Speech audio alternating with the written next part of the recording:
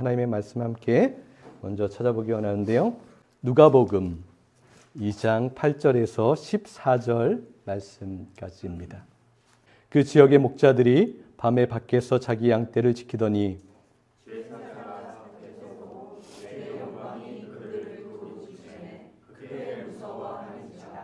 천사가 이르되 무서워하지 말라.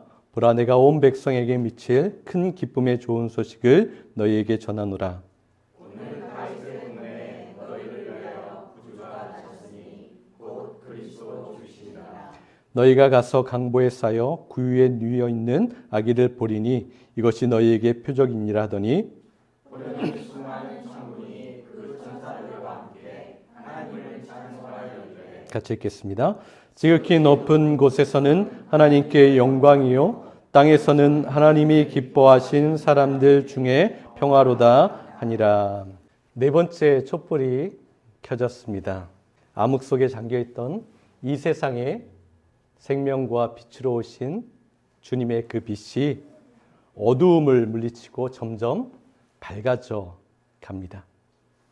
우리 마음속에 있던 실망과 실패, 소망 없음, 불만족, 삐뚤어진 생각, 악한 계획까지도 예수님께서 그 비춰주신 그 빛을 통하여서 그 모든 악함에 부스러기조차 남지 않도록 주님께서 우리의 모든 것을 깨끗게 하시고 정결하게 하십니다.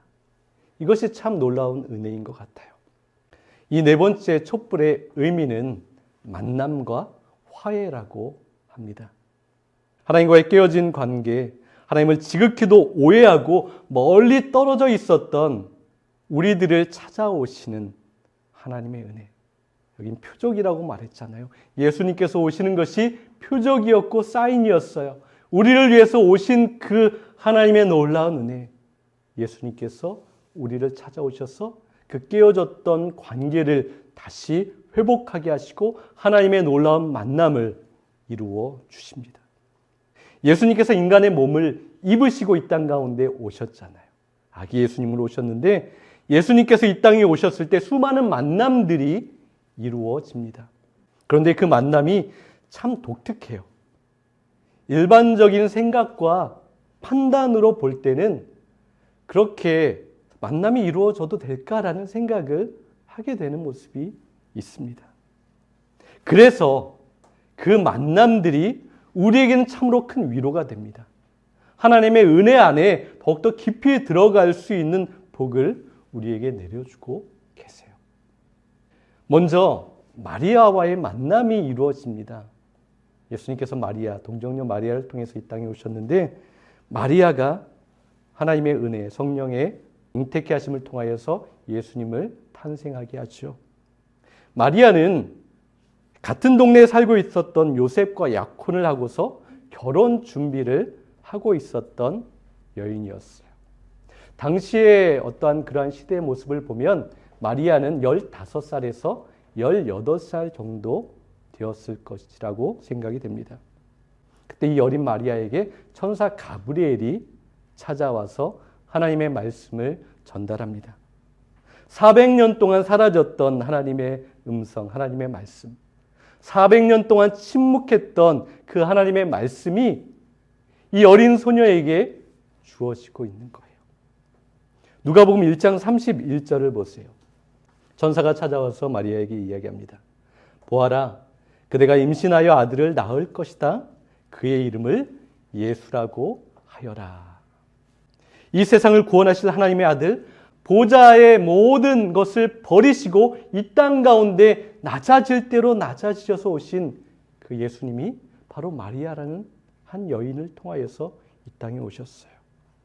그런데 마리아는 갈릴리 나사렛에서 살고 있었다라고 성경에서 말하고 있어요.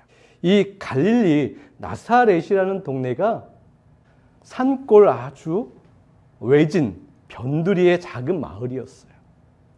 그 마을에는 능력 있고 힘 있고 가진 것이 많은 사람들이 사는 곳이 아닌 그렇게 버려지고 떨어지고 그렇게 힘없는 사람들이 살아가는 동네였어요. 그래서 이 나사렛이라고 하면 당시 사람들이 혀를 끌끌 찰 정도의 그러한 별 볼 일 없는 그러한 동네였습니다. 그래서 여러분 기억하세요. 빌립이 나다나엘을 예수님 앞에 끌어가서 초대할 때 이런 이야기를 하죠. 나사렛에서 무슨 선한 것이 날 수 있냐라고 나다나엘이 그렇게 이야기를 했어요. 나사렛. 그 동네에는 선한 것, 좋은 것, 성공할 만한 사람이 나오지 못하는 그러한 동네였습니다. 그 누구도 관심 갖지 않는 곳이었습니다. 마리아는 그렇게 가난하고 힘없고 그러한 사람들이 모여있는, 또한 그곳에 속해 있는 한 명의 여인이었어요. 그리고 그와 결혼했던 요셉도 그러했습니다. 그때 어떠한 일이 일어났어요? 마침 그때 황제가 로마 제국 전역의 명령을 하나 내립니다. 모두가 들어야 하는 명령이었어요. 인구 조사를 하기 위해서 호적 등록을 하라는 명령이 내려졌어요. 그래서 모든 사람들이 자신의 본적지로 돌아가서 자신의 인구 조사를 등록해야만 했습니다. 그래서 요셉과 마리아도 다윗의 족속, 유다 족속이었기 때문에 베들레헴에 호적을 등록하러 여행을 떠나게 됩니다. 그런데 베들레헴으로 여행하던 중에 마리아에게 진통이 시작되었어요. 그런데 이렇게 긴급한 상황 가운데서도 여관 한 방도 얻을 수 없었다라고 이야기합니다. 잘 살펴보십시오. 베들레헴에는 그들을 받아줄 친척도 없었다라는 거예요. 그들을 도와줄 사람이 아무도 없었어요.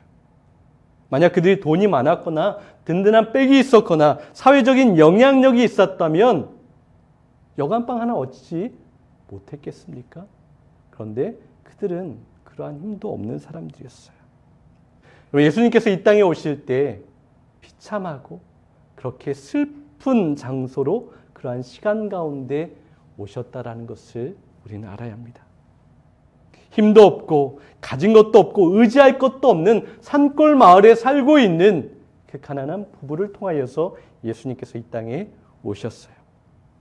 예수님이 태어난 곳이 어디입니까? 마국간에서 예수님이 태어나셨어요. 그리고 가장 먼저 누우신 곳은 말구유였습니다. 우리는 이것을 좀 아름다운 이미지로 생각할 때가 많이 있어요. 우리가 그런 그림도 많이 보고 영화도 보고 성탄 카드에 보면 그 모습을 아름답게 그려서 참 아름다운 모습이다, 참 따뜻한 모습이다 라고 생각할 수 있어요. 그런데 현실의 모습을 여러분 한번 생각해 보세요. 현실은 그렇지 않아요.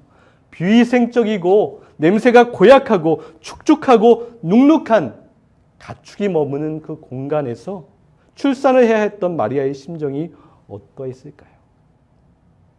갓 태어난 아기 예수님을 말이 음식을 먹는 그 그릇에 뉘어야 했던 그 부부의 마음이 얼마나 참담했겠습니까? 왜 하나님께서 그러한 상황을 만드셨을까라는 그러한 질문이 생깁니다. 하나님께서 예수님이 이 땅에 보내시려면 좀 부유하고 환경도 좋고 힘도 있고 백도 있고 강한 권세를 가진 가정에 태어나게 하셨을 수도 있을 텐데 라는 그러한 질문이 생겨요. 그리고 요셉과 마리아 가정에 태어나게 하실 거면 출산이라도 집에서 좀 편하게 안전하게 하시지, 하필 그때 거스릴 수 없는 황제의 명령이 있게 하셔서 그러한 상황과 환경 가운데 출산할 수밖에 없게 하셨을까라는 생각을 합니다. 그런데 여러분, 예수님께서 이러한 모습으로 오실 수밖에 없는 하나님의 이유와 목적이 분명하게 있습니다. 예수님께서 이런 말씀을 하신 적이 있어요. 마가복음 10장 45절 말씀 보십시오. 우리 같이 한번 읽어볼까요? 나는 섬김을 받으러 온 것이 아니라 섬기러 왔으며 많은 사람의 죄값을 치르기 위해 내 생명마저 주려고 왔다. 예수님께서 이 땅에 오신 이유와 목적을 아주 분명하게 말씀하셨어요. 예수님께서 오신 목적은 섬기는 거예요. 낮아지기 위해 오셨어요. 자신의 생명을 내어줘서 죄인들이 구원받게 하기 위해서 이 땅에 오셨다라고 자신의 사명을 분명하게 말씀하십니다. 그리고 이 목적을 가장 확실하게 보여줄 수 있는 것이 바로 태어나는 순간부터 가장 외로운 자리, 가장 낮은 자리, 가장 외면받는 자리로 오시는 것, 그것이 온 세상 열방 가운데 보여주시는 하나님의 사인, 표적이었습니다. 바로 그렇게 소외받고 외면당하고 힘없고 무시당하는 자들을 위해 오셨다는 것을 모든 사람이 알기를 원하셨어요. 그리고 이 모습을 통해서 우리에게도 말씀하시는 것이 있죠. 너희도 섬김을 받는 것에 길들여지지 말라고 말씀하는 거예요. 도리어 섬기는 자리에 있는 것, 섬기는 것에 익숙한 사람이 되라. 섬기는 것을 즐거워하고 사명으로 생각하는 자가 되라고 주님께서 우리에게 말씀하십니다. 병원에서 일하는 분이 이러한 이야기를 하는 것을 전해 들었던 적이 있습니다. 사람들을 상대할 때 참으로 스트레스를 많이 받고 힘들 때가 많다라고 이야기하시면서 그 중에서 자기를 많이 힘들게 하는 분들 중에 목사님과 선교사님들이 있다라고 이야기를 했다는 거예요. 자기는 목사인데, 자기는 어디 선교사인데 당연하다는 듯이 이것저것을 요구하고 자신을 우선적으로 대우해주고 먼저 해줘야 한다라는 그러한 모습을 보일 때가 있다라는 거예요. 예수의 이름을 팔아서 섬김받는 것이 익숙해져 있어서 그런 것이 아닐까요? 물론 모두가 다 그럴 거라고 생각하지는 않습니다. 그럼에도 종교인이라면, 영적인 지도자라면, 영향력을 줄 수 있는 그러한 사람이라면, 그리고 예수님을 따르고 예수님을 닮아가겠다고 고백하는 신앙인이라면 내가 더 섬기고, 내가 더 배려하고, 내가 더 양보하고, 내가 더 예의를 갖추고, 내가 더 부드럽게 말하고, 내가 더 낮아지는 그런 모습을, 그런 본을 보여야 하지 않겠습니까? 여러분, 이것은 우리에게, 여러분 각자에게도 주시는 하나님의 말씀이기도 합니다. 여러분, 내 모습을 자주 깊이 자세히 한번 들여다보십시오. 섬김 받는 것을 좋아하고 익숙해져 있는 그러한 모습이 있다면, 그것을 당연하게 생각하고 있다면 여러분 슬퍼하십시오. 더 섬기기 위해, 더 낮아지기 위해, 더 주님 닮기 위해서 힘을 쓰고 애를 쓰시기 바랍니다. 또 예수님을 만나는 자리로 초대받은 사람들이 오늘 본문에 나오고 있죠. 양을 치고 있었던 목자들에게 천사가 나타나서 그들이 예수님의 태어난 곳에 초대를 받고 있습니다. 그들이 예수님을 만나고 있어요. 예수님 당시에 목자들은 사회적으로 최하층의 대우를 받는 사람들이었어요. 업신여김을 받는 노동자였습니다. 그리고 들판에서 양을 치는 그 직업 자체가 굉장히 극한에 있는 어려운 일이기도 했습니다. 목자들에 대한 이러한 인식도 있었어요. 부자들이 그 사람들을 고용해서 그 사람들이 양을 돌보았기 때문에 이러한 편견들이 만들어서 그러한 이야기를 했어요. 어떤 이야기였냐면, 목자는 남을 잘 속인다, 남의 것을 훔친다, 거짓말을 잘한다라는 그러한 말들이 퍼져서 그러한 사람들을 얕잡아 보고 무시하는 그러한 일들이 다분했다라고 이야기합니다. 그리고 그들은 양떼를 돌보면서 양떼의 배설물들을 만지고 또 접촉하게 되는 일이 많이 있잖아요. 그래서 율법을 어기는 사람, 부정한 사람이라고 그렇게 생각했습니다. 이러한 평판 때문에 당시에 이 목자라는 사람들은 법정에 서서 증인이 될 수조차 없는 그러한 멸시를 당하는 사람들이었어요. 그리고 그들의 사회적 신분은 죄인이라고 불렸습니다. 그래서 마을 공동체에서 같이 살아가는 것도 기뻐하지 않는 모습이 참 많았어요. 그런데 바로 그러한 사람들에게 예수님을 만나는 첫 축복이 이루어지고 있어요. 천사가 그들에게 찾아가서 그들에게 놀라운 기쁨의 소식을 전하고 예수님이 누워있는 그곳에 오라고 초청을 받고 있는 거예요. 당시에 사회적으로 존경받고 신앙이 참 좋다라고 하는 사람들이 많이 있었을 것인데 그 사람들은 누구도 초대받지 않았습니다. 누구도 그 자리에 있지 않았어요. 기다리지 않았다라는 거예요. 누가복음 2장 10절에서 11절 말씀을 보세요. 전사가 이르되 무서워하지 말라. 보라 내가 온 백성에게 미칠 큰 기쁨의 좋은 소식을 너희에게 전하노라. 오늘 다윗의 동네에 너희를 위하여 구주가 나셨으니 곧 그리스도 주시니라. 사회적으로 무시당하고 죄인의 신분이었던 목자에게 예수님께서 가장 먼저 만나주셔서 예수님의 놀라운 은혜를 전해주셨어요. 이 모습은 우리에게 무엇을 알려주시는 걸까요? 앞으로 예수님께서 어떻게 사역하실지 그 사역의 방향성을 보여주시는 거예요. 사역의 자리가 어디 있는지를 보여주시는 것입니다. 우리는 그냥 쉽게 지나갈 수 있어요. 그런데 예수님은 태어나는 그 순간부터 예수님의 그 나아갈 방향과 예수님께서 원하시는, 예수님께서 사랑하는 자들을 보여주고 있는 거예요. 누가복음 5장 31절에서 32절을 보세요. 예수께서 그들에게 대답하셨다. 건강한 사람에게는 의사가 필요하지 않나? 병든 사람에게는 필요하다. 나는 의인을 부르러 온 것이 아니라 죄인을 불러서 회개시키러 왔다. 예수님은 죄인들의 친구가 되어 주셨어요. 그래서 그 당시에 많은 사람들이 예수님께 이렇게 불렀어요. 예수님은 술꾼이요 먹보라 라고 그렇게 안 좋은 말로 예수님을 비난하기도 했어요. 그런데 하나님께서 예수님을 이 땅에 보내주셔서 사역하신 것은 무엇입니까? 바로 그들의 그 죄인들, 그 외면당하고 손가락질 받는 사람들의 친구로 그 자리에 나아가셨어요. 그 사람들의 친구가 되는 것을 기뻐하셨고 나는 그들의 친구다라고 예수님께서 말씀하셨어요.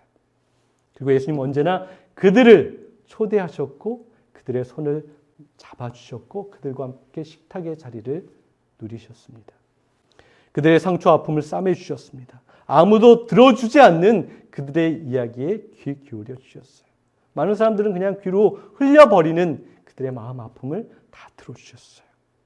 정죄하고 비난하고 비수 같은 눈빛이 아니라 사랑하고 연민의 그러한 눈길로 그들을 바라보셨어요.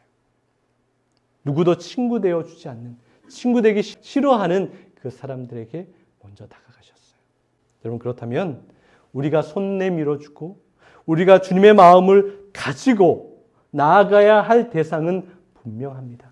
우리 이것을 통하여서 말씀하시는 거예요. 나의 도움이 필요한 사람에게 우리는 가야 합니다. 나의 이해가 필요한 사람입니다. 나의 섬김이 필요한 사람에게 주님께서 그것이 너의 사명의 자리라고 말씀하시는 거예요. 아파하고 손가락질 받고 관심의 중심에 있지 않은 사람들에게 복음과 사랑과 긍휼을 가지고 그들에게 기쁨을 전해주어라. 그들의 손 안에 들려주어라. 그들의 마음 가운데 심어주라고 주님께서 우리에게 말씀하십니다. 그것이 예수님께서 이 땅에 오신 이유인 거예요. 그리고 주님께서 나를 닮아가려면 이러한 모습을 살아내라고 우리에게 말씀하십니다. 2장 14절을 보세요. 우리 한번 같이 읽어볼까요? 지극히 높은 곳에서는 하나님께 영광이요 땅에서는 하나님이 기뻐하신 사람들 중에 평화로다. 사람들 중에 평화로다라는 그런 표현이 있어요. 참 의미가 있습니다. 좀 더 정확하게 말하면 사람들 사이에 평화로다라는 그런 의미인 거예요. 평화라는 말이 좀 추상적이라고 생각이 됩니다. 이 평화라는 말을 이렇게 이해해 보면 될 것 같아요. 깨어진 관계 회복을 한다라는 그런 의미로 이해하면 됩니다. 그래서 우리가 성탄에 다시 한번 결단해야 합니다. 사람과 사람 사이에 있는 그러한 벽을 깨어내고 화평을 이루고 하나가 되는 것을 주님께서 우리에게 말씀하고 있어요. 나와 관계하는 사람들 사이에 깨어진 관계들이 회복되어야 하는 거예요. 화해의 불이 밝혀져야 합니다. 예수님께서 그래서 이 땅에 오셔서 하셨던 귀한 사역이 있어요. 그것은 사람과 사람 사이에 있었던 그 모든 벽을 허무는 일을 하셨던 거예요.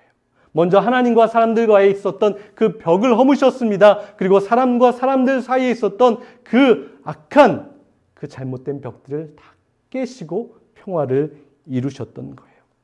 여러분, 우리는 서로 비교하고 서로 갈등하고 서로 미워하라고 지음받은 존재가 아닌 거예요. 서로 위로하고 서로 격려하고 서로 섬겨주고 서로 하나 되고 서로 사랑하라고 그렇게 우리를 이 땅 가운데 있게 하셨습니다. 그래서 우리도 벽을 허물어야 합니다. 내가 쌓아왔던 두껍고 강한 벽들을 먼저 내가 깨어낼 수 있어야 하는 거예요. 스스로 깨야 합니다. 내 고집의 벽을 부셔야 하는 거예요. 내 선입견의 벽을 부셔야 합니다. 내 교만의 벽을 부셔야 합니다. 냉소적인 마음의 벽을 다 부숴버려야 합니다. 에베소서 2장 13절에서 14절을 보세요. 이제는 전에 멀리 있던 여러분이 그리스도 예수 안에서 그리스도의 피로 가까워졌습니다. 그는 우리의 평화이십니다. 둘로 하나를 만드사 원수된 것, 그 중간에 막힌 벽을 자기 육체로 허무셨습니다. 그렇습니다, 여러분. 우리가 살아가는 이 땅 가운데 평화가 이루어질 때 높은 곳에서 하나님의 영광이 완성되는 거예요. 하나님이 기뻐하십니다.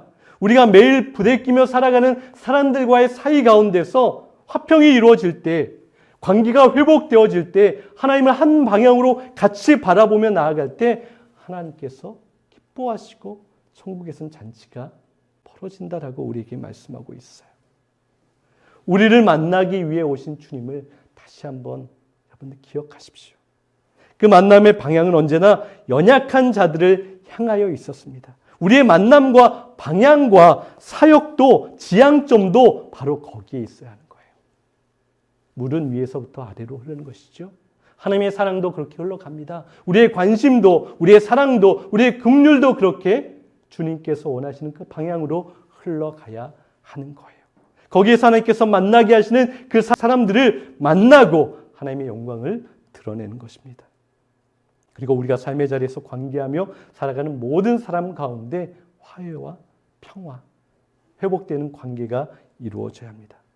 사랑하는 여러분, 주님께서 오십니다. 매일매일 우리를 찾아오십니다. 그래서 우리는 기뻐할 수 있는 거예요. 말씀으로 오십니다. 성령의 감동으로 우리에게 오세요. 그래서 우리는 기뻐하고 또 기뻐할 수 있어요.